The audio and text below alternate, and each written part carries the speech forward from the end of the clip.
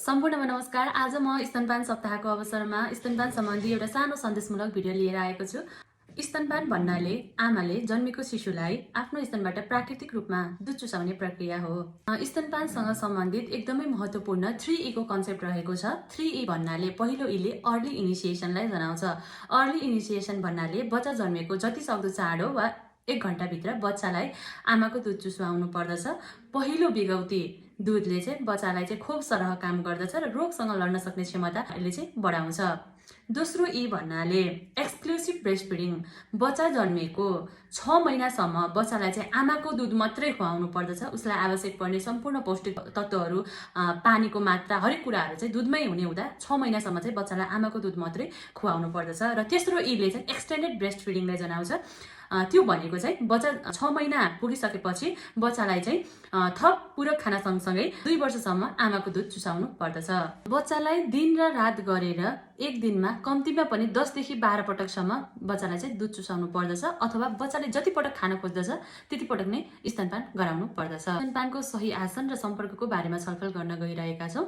सही आसन भन्नाले चाहिँ बच्चालाई चाहिँ कसरी राख्ने त भन्दाखेरि बच्चाको टाउको चाहिँ आमाको नाडीमा हुनु पर्दछ र बच्चाको पछाडिको भाग चाहिँ यो हत्केलामा यसरी चाहिँ बच्चा चाहिँ राखेको हुनु पर्दछ र बच्चाको टाउको र शरीर चाहिँ आमाको स्तनतिर अथवा मुखतिर चाहिँ फर्किएको हुनु पर्दछ।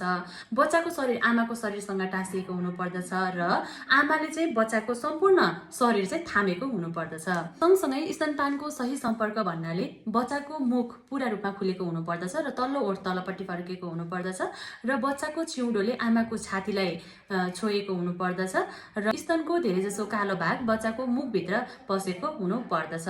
आमाले आफ्नो स्तनलाई सी आकारमा पकडेको हुनु पर्दछ र बुढी औँला स्तनको कालो भागको वरपर हुनु पर्दछ भने यो अरू औँलाहरू चाहिँ स्तनको तलपट्टि हुनु पर्दछ।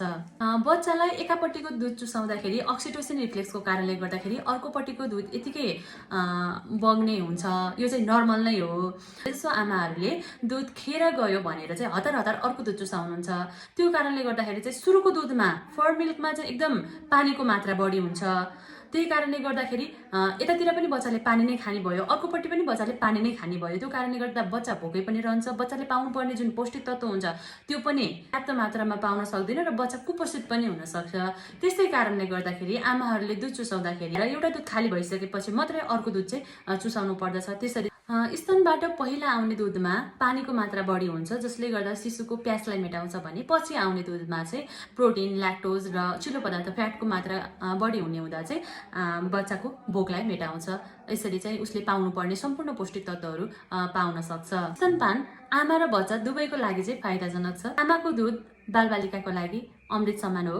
बालबालिकालाई आवश्यक पर्ने पर्याप्त पानी 87% त वाटर नै हुन्छ। सँगसँगै खनिज तत्त्वहरू जस्तै प्रोटिन, फ्याट्स, ल्याक्टोज जस्तो खनिज तत्त्वहरू चाहिँ प्रशस्त रूपमा हुन्छ। यसले चाहिँ बालबालिकाको वृद्धि विकासमा चाहिँ सहयोग गर्दछ। झाडा पखाला, श्वास प्रश्वाससँग सम्बन्धित रोगहरूसँग लड्न सक्ने क्षमतालाई चाहिँ सङ्क्रमणहरूबाट चाहिँ यसले चाहिँ बचाउँछ। रोगसँग लड्न सक्ने क्षमतालाई यसले बढाउँछ। आमाको दूध बच्चाले सजिलै पाउँछ, कुनै झन्झट पनि हुने भएन।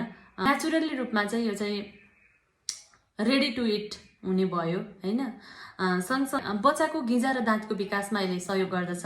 सँगै टाँसेर राख्दा आमा र बच्चाको बिचमा चाहिँ माया ममता चाहिँ बढ्छ। महिलालाई हुने स्तन र पाठेघरको क्यान्सरको खतरालाई चाहिँ यसले घटाउँछ। जुन हामीले अघि अर्ली इनिसिएसनको कुरा गऱ्यौँ नि, बच्चा जन्मिँदा बित्तिकै अहिले चाहिँ बच्चालाई चाहिँ आमाको छातीमा नै टाँसेर राखिन्छ। त्यसले गर्दाखेरि चाहिँ एउटा हर्मोनल कुराले गर्दा पनि बच्चाले चाहिँ छिटो दूध पनि चुस्ने भयो, दुधको प्रोडक्सन पनि राम्रो हुने भयो। सँगसँगै चाहिँ आमाले के फाइदा गर्छ त भन्दाखेरि त्यसले गर्दा चाहिँ अक्सिटोसिन रिलिज हुने भयो र आमाको पाठेघरलाई घुम्चाउँछ र प्लासेन्टा आउट चाहिँ छिटो गराउँछ, साल्नालाई चाहिँ छिटो निकाल्छ र सँगसँगै चाहिँ रक्तस्रावको जोखिमलाई चाहिँ यसले कम गर्छ।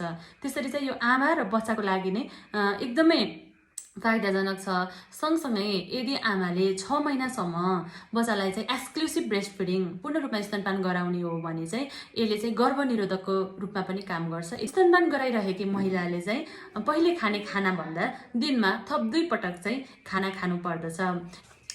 अहिले 2026 को स्तनपान सप्ताहको नारा रहेको छ, दिगो जीवनको स्वास्थ्य सुरुवात प्रभावकारी स्तनपानको लागि सबैको साथ भन्दै यो भिडियो यहीँ अन्त्य गर्न चाहन्छु। सम्पूर्णमा धेरै धेरै धन्यवाद। Thank you for watching.